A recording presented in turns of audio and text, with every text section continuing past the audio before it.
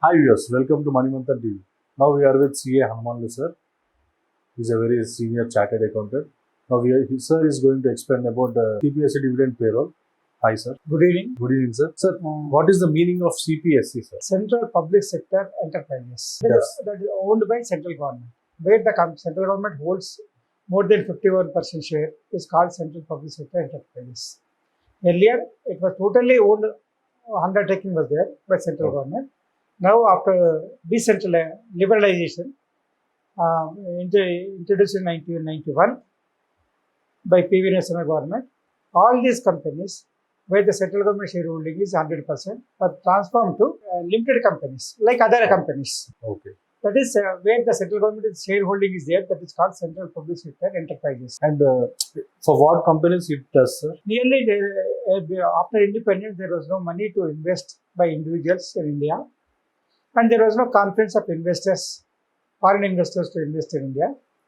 The central government was forced to undertake big projects like steel plants, roads, highways, railways, many projects, coal mines, everything was shipyards, airports, everything was to be taken over by the government only. To encourage, to make this, improve the infrastructure development. Every time the 100% government, telecom communications, every time the government used to invest money and they have to be maintained by the government.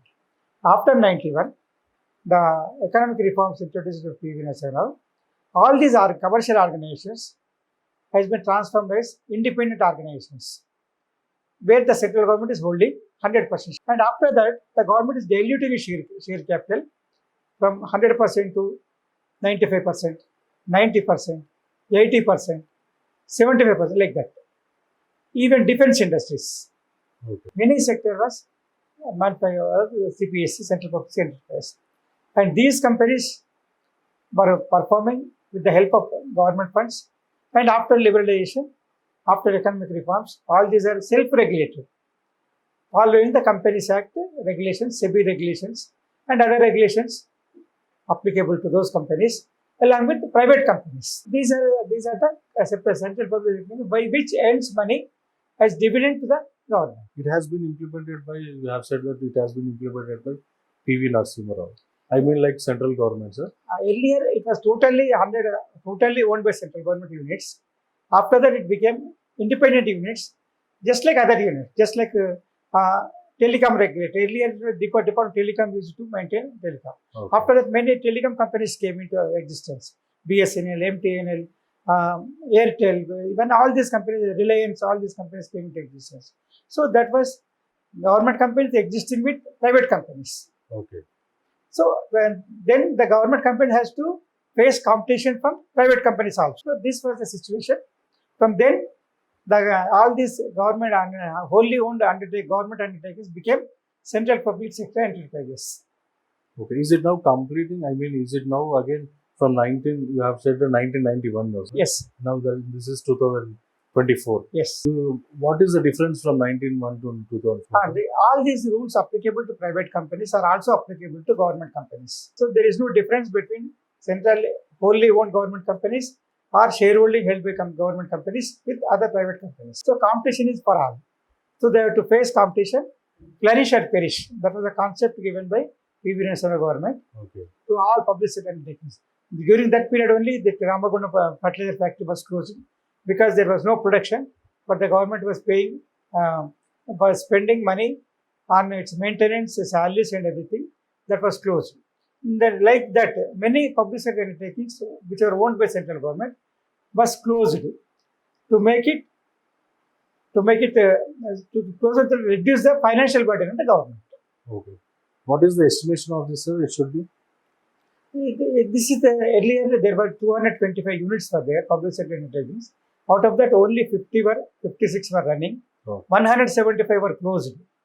Almost it was become inoperative. It was closed completely. There is nothing there except land. And these out of these 53, 54, 55, only 23 were 36 were running to some extent. Sure. And only 9 to 10 were running with profits. And all these public sector undertakings became white elephants for the government.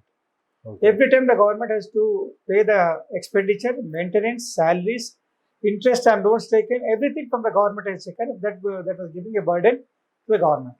So for that purpose only, PV Narasimhan introduced economic reforms to make it confirm that all these public sector entities compete with the private, attract investments, compete with the private management, and become profitable in future.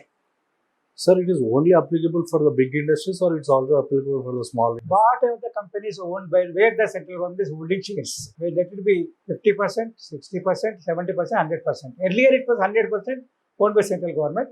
It reduced it. Government shareholding is reduced from 100% to gradually. That is called disinvestment. Government is reducing a share from 100 to 95. Now LIC we have seen last time they reduced the share from 95% to 90%. Even BSNL, the government share is reducing. All these companies, the government is reducing the shareholding with disinvestment. Do you have any? Can you tell any financial related things, sir, in this? So all these companies earlier used to incur losses. Those become white elephant. But after this stringent action taken by the previous government as economic reform, all these many were flourish or perish. So ineligible or inefficient companies has closed, and only efficient were surviving. That is Navratna, Maharatna companies, Mini Ratna companies, Okay. like that. BHCL, HPCL, IOC, Nalco, Hindalco, all these companies were emerged as profitable. First survival, next viable, third profitable. Okay. Now, because of the stringent implementation by the present government, many of the CPSEs, central public sector enterprise, showing profitability. Until now, those companies were showing losses or no profits or losses are closure, viable, ready for closure. But after this government came into power, many banks has been streamlined, shipping companies has been streamlined, defense factories has been streamlined, airlines also. Just we have seen Air India sold to Tata company. The government is going away from doing the business. The economic reform's main purpose was to see that the government will not carry on the business. Business has to be carried on by businessmen, not by the government. So for that purpose, the government has to reduce its shareholding. That's what the government is doing now.